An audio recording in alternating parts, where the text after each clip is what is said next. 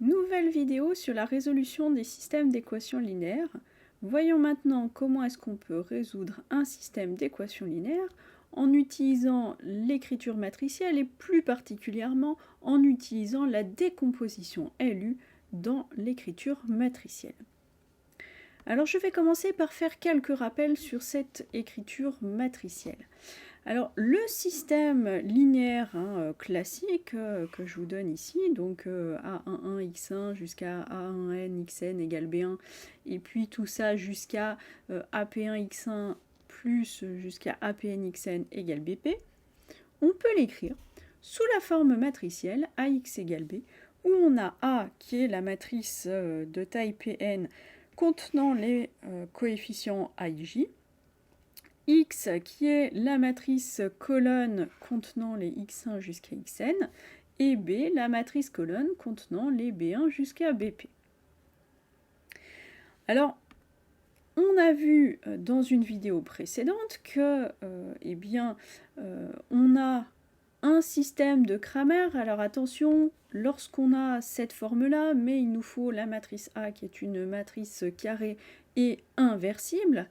Et on a vu que dans ce cas-là, un système de Cramer admet toujours une et une seule solution qui est donnée par la formule x égale a-1 fois b.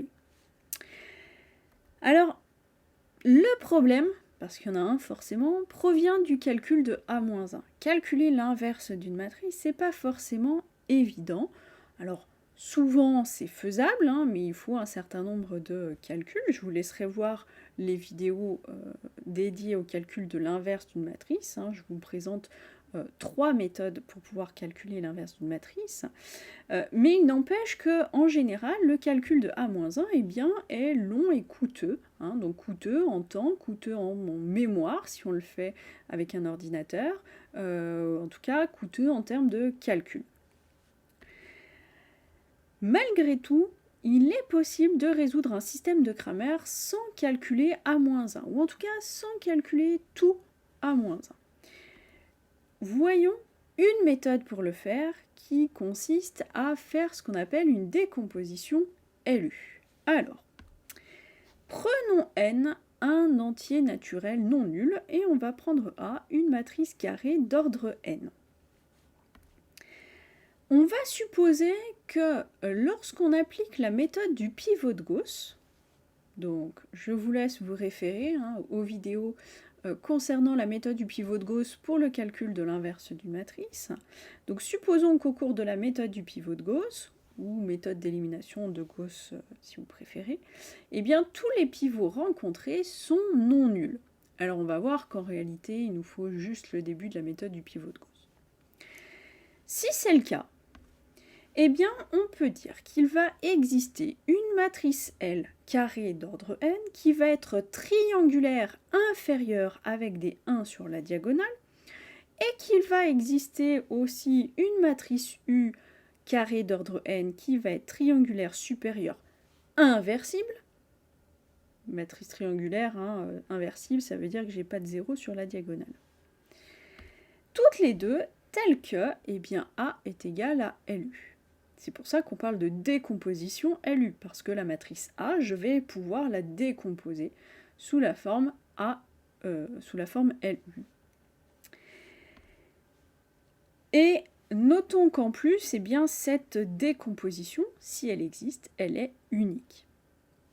Alors, pourquoi est-ce qu'on appelle ça une décomposition LU ? Tout simplement, on dit L pour lower, puisque la matrice L, c'est une matrice triangulaire inférieure, et U pour upper, puisque la matrice U est une matrice triangulaire supérieure, tout simplement. Alors, dans la pratique, comment est-ce qu'on fait pour calculer, pour trouver la matrice L et la matrice U ? Pour ça, on applique la méthode du pivot partiel de Gauss sur A. En réalité, on se contente de la méthode du pivot partiel, on ne fait pas toute la méthode d'élimination de Gauss-Jordan. Tout ça pour obtenir une matrice triangulaire supérieure U. D'accord ? Donc la matrice U, c'est tout simplement la matrice qu'on obtient en appliquant, attention, scrupuleusement, la méthode, l'algorithme du pivot partiel. Pour construire L, eh bien, il faut par contre conserver une trace de toutes les matrices qui ont permis d'obtenir la matrice U. Alors attention, quand on applique la méthode du pivot partiel de Gauss, en général, on ne conserve comme information que les changements qu'on fait sur la matrice A. Sauf que chacun des changements qu'on fait correspond au produit d'une matrice à gauche par la matrice A ou celle qu'on a obtenue à l'étape suivante. Et là, pour pouvoir construire la matrice L, eh bien, il va falloir conserver une trace de toutes ces matrices successives par lesquelles on va multiplier la matrice qui nous intéresse. Et puis, quand on aura conservé toutes ces matrices et qu'on aura obtenu U, eh bien, il suffira à la fin de faire le produit, attention, des inverses de ces matrices, et dans le sens inverse, c'est-à-dire que celle qu'on va mettre à gauche, eh bien, c'est finalement la dernière qu'on a obtenue. Alors, attention, il ne faut pas modifier le pivot. On n'a pas le droit de multiplier une ligne par un réel. De la même façon qu'on n'a pas le droit d'échanger des lignes. Mais si vous vous rappelez ce que je vous ai dit dans la vidéo sur la méthode du pivot partiel de Gauss, si on applique scrupuleusement la méthode, tant qu'on ne rencontre pas un pivot nul, on ne fait pas d'échange de lignes et on ne multiplie pas par un réel. Et là, on a bien dit dans le théorème précédent, si on ne rencontre aucun pivot nul. Le problème, c'est que si on fait ça, on n'aura plus que des 1 sur la diagonale. Alors faisons un exemple. Prenons la matrice A, matrice carrée d'ordre 3, qui est ici. On a dit, il faut appliquer la méthode du pivot partiel de Gauss. Alors, je vais garder une trace de la matrice par laquelle je vais multiplier ma matrice A pour obtenir la première étape de mon algorithme, de ma méthode du pivot partiel. Alors, mon pivot, c'est mon pivot 1 qui est là, il est bien non nul. Et donc je dois l'utiliser pour faire apparaître des zéros en dessous. Pour ça, qu'est-ce que je vais faire? Eh bien, je vais remplacer la deuxième ligne par la deuxième ligne plus une fois la première ligne. Comme ça, qu'est-ce que je vais obtenir? Eh bien, ma nouvelle matrice, je vais avoir moins 1 plus 1 qui fait 0, je vais avoir 2 moins 1 qui fait 1, et je vais avoir moins 1 plus 2 qui fait 1. Et ça correspond à quoi? Ça correspond à avoir multiplié la matrice A par la matrice, alors j'ai pas touché la première ligne, donc j'ai 1, 0, 0. La deuxième ligne, j'ai rajouté une fois la première ligne et la deuxième ligne, donc j'ai 1, 1, 0. Et puis, la troisième ligne, eh bien, je veux enlever le 2 ici avec le 1 ici, donc je vais remplacer ma troisième ligne par la troisième ligne moins 2 fois la première ligne. Ça veut dire que au niveau de ma matrice L1, qu'est-ce que je vais avoir? Je vais avoir moins 2 fois la première ligne plus une fois la troisième ligne. Et donc, quand je vais faire L1 fois A, au niveau de la troisième ligne, je vais avoir quoi? Je vais avoir 2 moins 2 qui fait 0, moins 1, moins 2 fois moins 1, donc moins 1 plus 2, ça me fait 1. Et puis, je vais avoir 2 moins 4, donc ça me fait moins 2. Et là, vous voyez bien qu'on a bien la matrice L1A qui est la prochaine matrice quand on applique la méthode du pivot partiel de Gauss. Mon prochain pivot, c'est mon 1 qui est ici, que je dois utiliser pour éliminer ou faire apparaître un 0 en dessous. Donc, je vais appliquer la deuxième étape de la méthode du pivot partiel de Gauss. Donc, on ne va pas toucher aux deux premières lignes de la matrice. Donc, je vais pouvoir recopier 0, 1, 1. Ça veut dire qu'au niveau de L2, j'ai pris 1, 0, 0 et 0, 1, 0. Et maintenant, ma troisième ligne, eh bien, je vais la remplacer par la troisième ligne moins une fois la deuxième ligne. Donc, ça veut dire que je vais prendre 0, moins 1, 1. Et donc, je vais avoir 0 moins 0 qui fait 0, 1 moins 1 qui fait 0, et puis moins 2 moins 1 qui fait moins 3. Eh bien, cette matrice ici, c'est ma matrice U que j'ai là. D'accord? Donc, ma matrice U, c'est cette matrice que j'ai obtenue ici en appliquant le début de la méthode du pivot partiel de Gauss. Maintenant, on a dit que, eh bien, on va poser L, c'est L1 moins 1 fois L2 moins 1. Si je fais ça, alors, croyez-moi sur parole, L1 moins 1, c'est la matrice 1, 0, 0, moins 1, 1, 0, 2, 0, 1. Et la matrice L2 moins 1, c'est la matrice 1, 0, 0, 0, 1, 0 et 0, 1, 1. Si vous ne me croyez pas sur parole, faites les calculs, vérifiez, vous verrez qu'on trouve bien ça. Quand on fait le calcul, qu'est-ce qu'on trouve? Bah là, à nouveau, croyez-moi, on trouve 1, 0, 0, moins 1, 1, 0, et 2, 1, 1. Ça veut dire que ma matrice L, c'est cette matrice-là. Et la matrice A, eh bien, c'est le produit de cette matrice-là avec cette matrice-là. Et pourquoi est-ce qu'on a ça? Bah, tout simplement, si je fais, on va vérifier, hein, si j'écris LU, qu'est-ce que j'obtiens? Bah, d'après ce que j'ai fait comme calcul. L, c'est quoi? C'est L1 moins 1 fois L2 moins 1 fois U, on a dit c'est L2 fois L1A. Oui, mais on sait que produit de matrice, je peux enlever toutes mes parenthèses. Je peux le faire dans l'ordre que je veux, tant que je garde ce qui est à gauche, à droite, à droite. Donc j'ai L1 moins 1 fois L2 moins 1 fois L2 fois L1 fois A. Oui, mais là, on remarque que L2 moins 1 fois L2, c'est la matrice identité. Donc en fait, j'ai L1 moins 1 fois L1 fois A. À nouveau, ça c'est la matrice identité. J'ai donc bien LU qui est égal à A. Donc, pour trouver la décomposition LU, bien, vous voyez, on procède exactement comme on vient de le voir ici sur un exemple. Alors, une fois qu'on a cette décomposition LU, comment est-ce qu'on peut l'utiliser pour résoudre un système? Eh bien, résoudre un système linéaire avec cette décomposition LU, c'est très facile. Pourquoi? Si je pars de AX égale B, AX égale B, du coup, ça serait écrit LUX qui est égal à B. Encore une fois, je peux enlever mes parenthèses parce qu'il n'y a pas vraiment d'ordre dans le produit des matrices tant que je conserve à gauche et à droite ce qui est à gauche et à droite. Donc ça veut dire que je peux d'abord faire le calcul de UX et appeler ça Y.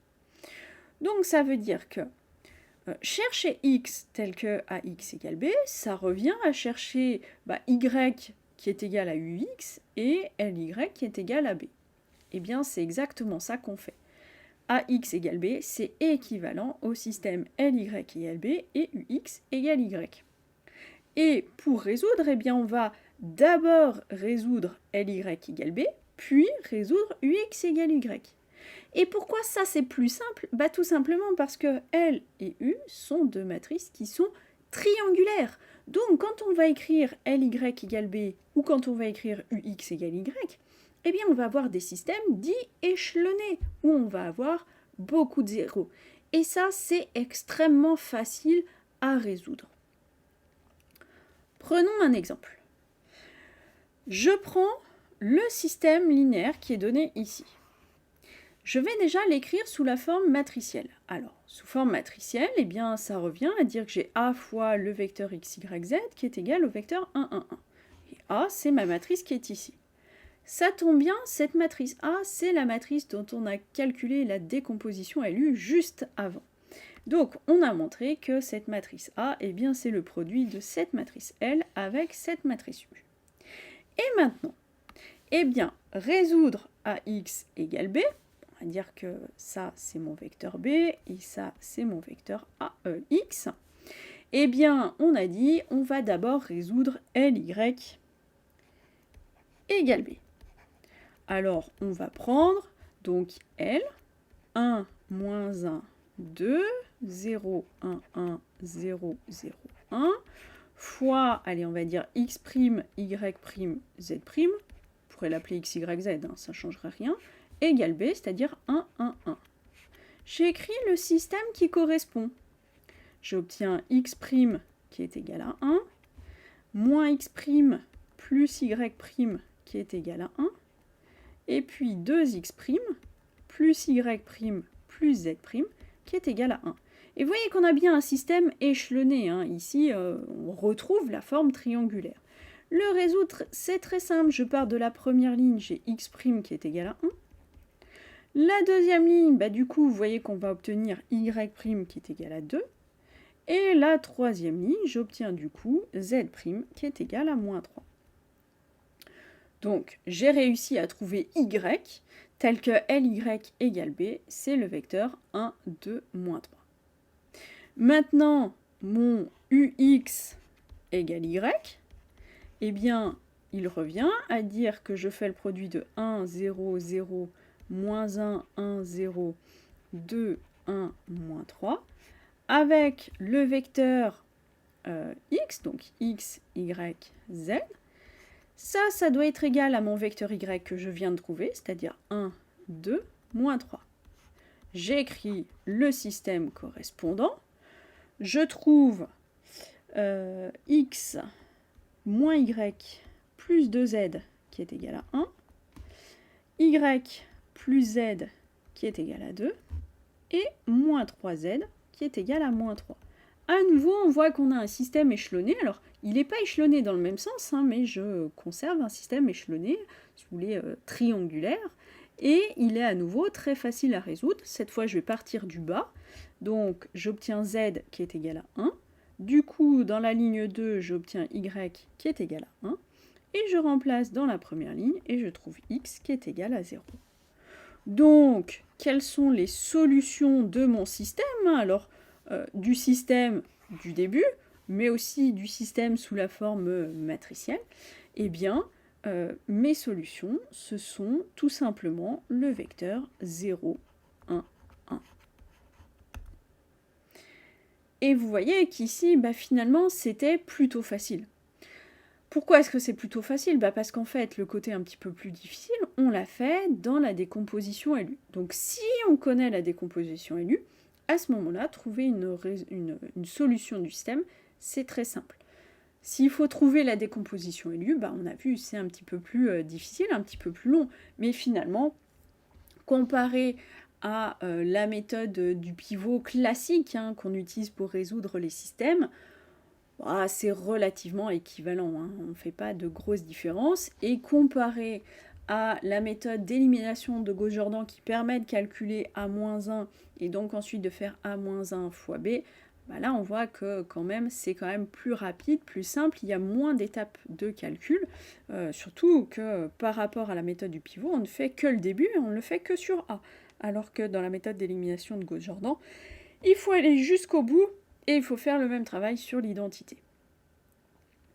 Bon, quelques remarques pour terminer. Alors, notons premièrement qu'il existe d'autres méthodes qui sont similaires à la décomposition élue. Ces méthodes, ce sont des méthodes qu'on appelle des méthodes directes. Et d'autres exemples, eh bien, je peux citer par exemple la méthode de Cholesky ou la méthode de factorisation QR. Je vous laisserai aller voir, chercher un petit peu ce que sont ces méthodes. Ce sont des méthodes de résolution de systèmes sous forme matricielle, mais qui existent et qui sont des méthodes directes.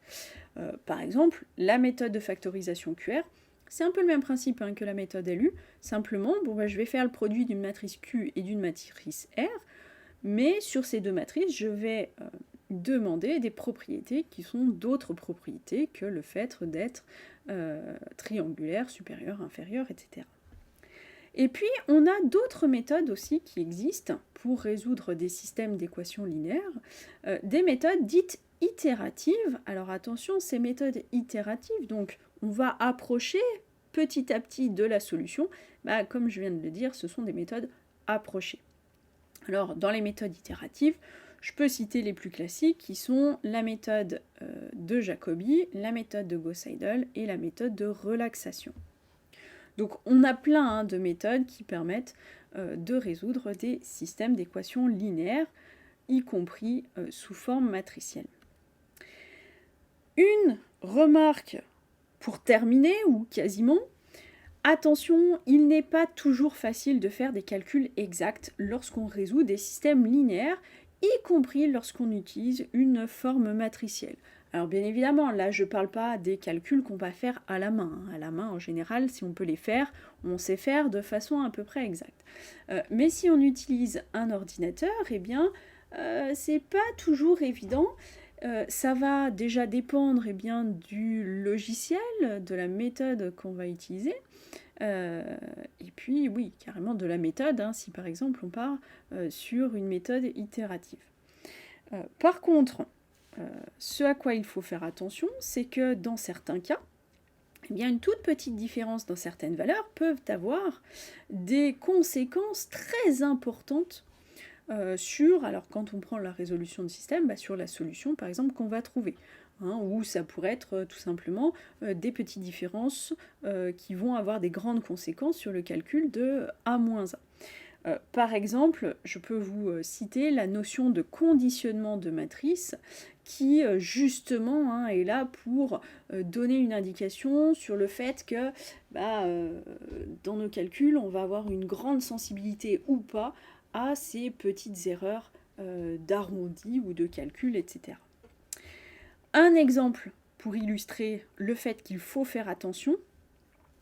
Prenons ici, donc j'ai déjà résolu mon système AX égale B, alors je vous donne A, je vous donne B, bon les valeurs sont ce qu'elles sont, et quand on résout le système AX égale B, on trouve comme solution cette matrice-là, en tout cas cette solution-là.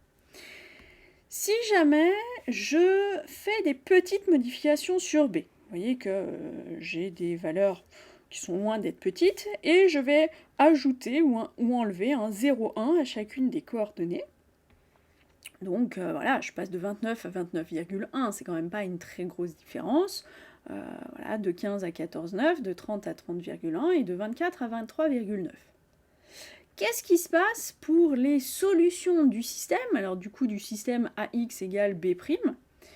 Ce qu'on peut constater, c'est qu'une solution de AX' égale B', c'est approché par ce vecteur-là. Et vous voyez que ça n'a plus rien à voir avec le 1, 1, 1, 1. D'accord? Donc, j'avais simplement ajouté et enlevé des 0,1 sur la solution. Je n'ai même pas touché à A ici. Vous voyez que résolution, j'ai plus 4 fois le 1, j'ai un 6,2, un 0,1, un 1,6 et un moins 3,3. D'accord? Donc, des petites différences ont eu des conséquences absolument énormes. Donc, faites bien attention à ça. Lorsque vous utilisez un logiciel pour faire des calculs de matrices, des calculs de résolution d'équations, etc., faites bien attention. Il se peut que pour de petites erreurs d'arrondi, on ait des solutions qui soient totalement différentes de ce qu'on attendait. Voilà, donc j'en dis pas plus sur ces notions-là, je voulais juste vous alerter sur ce point, faites-y bien attention. Et voilà qui conclut notre vidéo.